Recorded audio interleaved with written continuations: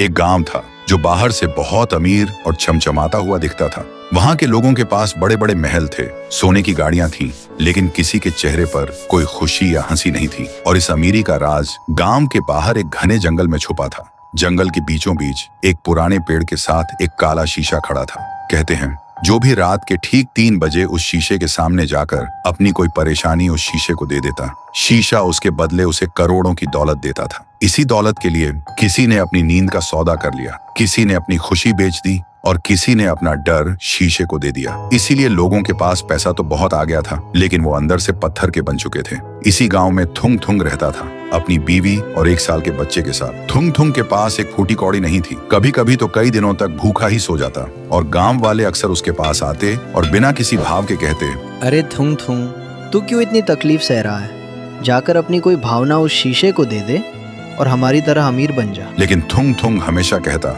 मेरी इंसानियत और मेरे जज्बात किसी दौलत से ज्यादा कीमती है।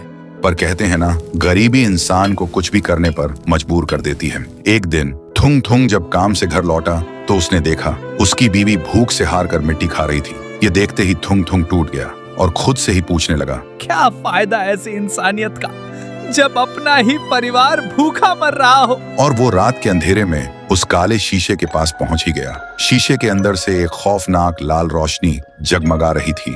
तभी एक डरावनी आवाज गूंजी, आओ मुझे अपनी कोई सबसे प्यारी भावना दो और बदले में दुनिया की सारी दौलत ले जाओ। थुंग थुंग ने रोते हुए कहा, मेरे पास कुछ नहीं है, बस ये मेरी गरीबी का दर्द और मेरे आंसू है, यही ले लो और मुझे एक वक्त की रोटी दे दो। जैसे ही थुंग थुंग के आंसू जमीन पर गिरे, अचानक एक जोरदार धमाका हुआ। शीशा अपने आप टूटकर बिखर गया, लेकिन शीशे से कोई दौलत नहीं निकली, बल्कि काले धुएं का एक भयानक बवंडर बाहर निकला। वो कोई और नहीं, रायस्टार की खूंखार और भूखी आत्मा थी, जो सालों से उस शीशे में कैद थी और किसी ऐसे इंसान का इंतजार कर रही थी जिसके अंदर सबसे ज्यादा दर्द हो। तभी रायस्टार की आत्मा हवा में घूमी और सीधा थुंग थुंग के शरीर के अंदर घुस गई। लेकिन जैसे ही वह थुंग थुंग के शरीर में घुसी, थुंग थुंग का शरीर सुनहरा हो गया। अगली सुबह गांव में हाहाकार मच गया। थुंग थुंग एक विशाल रूप ले चुका था और एक ही झटके में उन सारे पत्थर दिल अमीरों के घरों को राख में मिला रहा था।